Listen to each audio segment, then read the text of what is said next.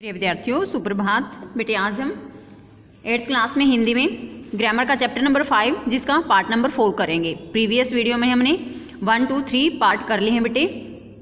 तो आज हम करेंगे 4th पार्ट जिसका नाम है श्रुति सम भिन्नार्थक शब्द।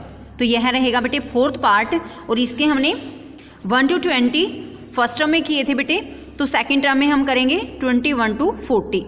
तो देखिए बेटे 21 से 21 है बेटे तरणी। तरणी का अर्थ होता है बेटे सूर्य।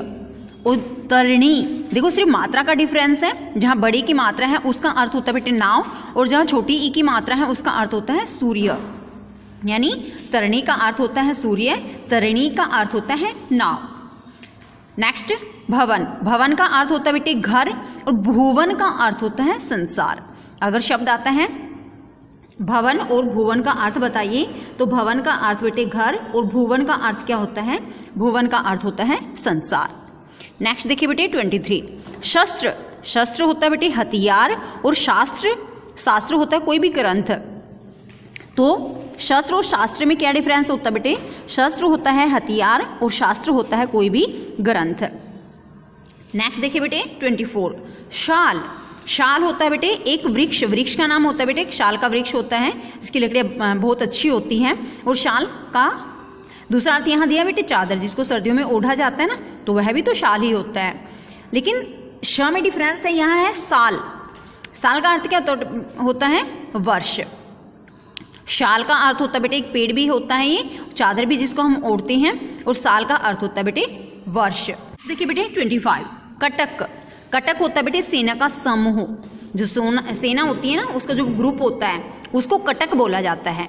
और अगर शब्द आता है कंटक, यानी ऊपर अगर अनुस्वार की डोट लगी होती है बेटे, अनुस्वार बिंदु लगी होती है, तो उसका अर्थ होता है बेटे कांटा। कटक का अर्थ होता है बेटे ग्रुप, सेना का समूह होता है कटक। और अगर शब्द आता है कंटक, तो कंटक का अर्थ होता है बेटे कांटा। नेक्स्ट देखो बेटे 26 गुरु। गुरु का अर्थ होता है आचार्य, जो आपको पढ़ाते हैं, तो उसमें गुरु का अर्थ क्या होता है बेटे? आचार्य। और अगर शब्द आता है बेटे गुर, गुर का होता है अर्थ हुनर। आपके अंदर कोई हुनर है तो उसको बोला जाता है बेटे गुर। गुरु का अर्थ क्या होता है? गुरु का अर्थ होता है आचार्य, और गुर का अर्थ होता है बेटे हुनर। नेक्स्ट देखिए 27 और का अर्थ होता है बेटे तरफ। किसी दिशा को भी कह सकते हैं कि आप उसकी ओर जाइए, उसकी और का अर्थ होता है उसकी तरफ।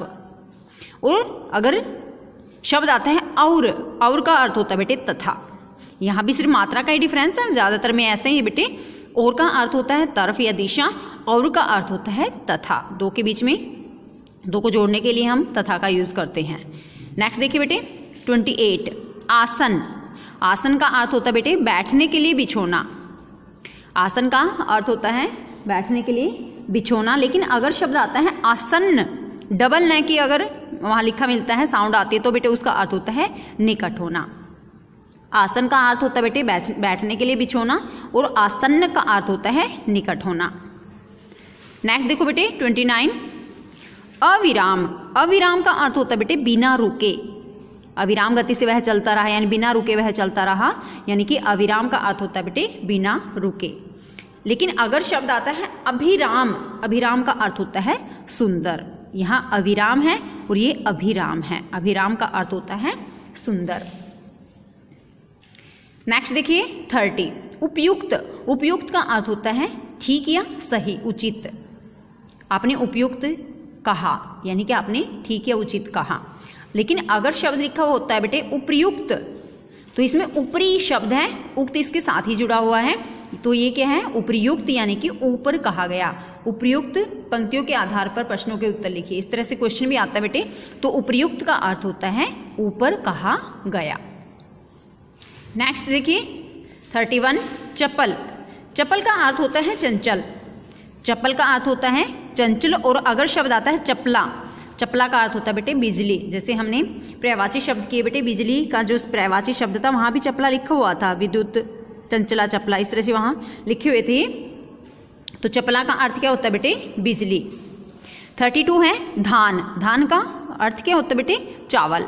धान का अर्थ होता है चावल, और धान्य अगर शब्द आता है तो कोई भी अनाज आ सकता है, उसमें गेहूं भी आ सकता है बेटे, सरसों भी आ सकता है, कुछ भी आ सकता है, इसमें चावल भी आ जाते हैं धान्य में, किसी भी तरह का अनाज जिसको हम यूज करते हैं, जिसको हम खाते हैं।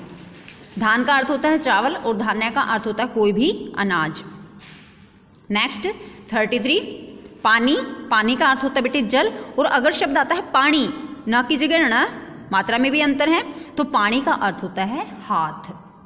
पानी का अर्थ होता है जल और पानी का अर्थ होता है हाथ। नेक्स्ट 34 बदन, बदन का अर्थ होता है बेटे शरीर और वदन का अर्थ होता है मुख। यहाँ भी देखो ब और वह में ही डिफरेंस है। अगर शब्द आता है बदन तो बदन का अर्थ होता है बेटे शरीर, और अगर शब्द लिखा होता है वदन तो वदन का अर्थ होता है मुख। नेक्स्ट 35 वसन, वसन का अर्थ होता है वस्त्र, वसन का अर्थ होता है बेटे वस्त्र, और व्यसन का अर्थ होता है आदत। यहाँ वसन है, यहाँ व्यसन है, वह आधा है, यह है, और यहाँ वह पूरा है। तो वसन का अर्थ होता है वस्त्र, और अगर शब्द आता है व्यसन तो व्यसन का अर्थ होता है बेटे आदत। नेक्स्ट देखो 36 प्रधान, प्रधान का अर्थ होता है मुख्य, और प्रदान, प्रदान का अर्थ होता है बेटे देना। द और ध में डिफरेंस है यहाँ पर। तो प्रधान का अर्थ होता है मुख्य और प्रदान का अर्थ होता है देना।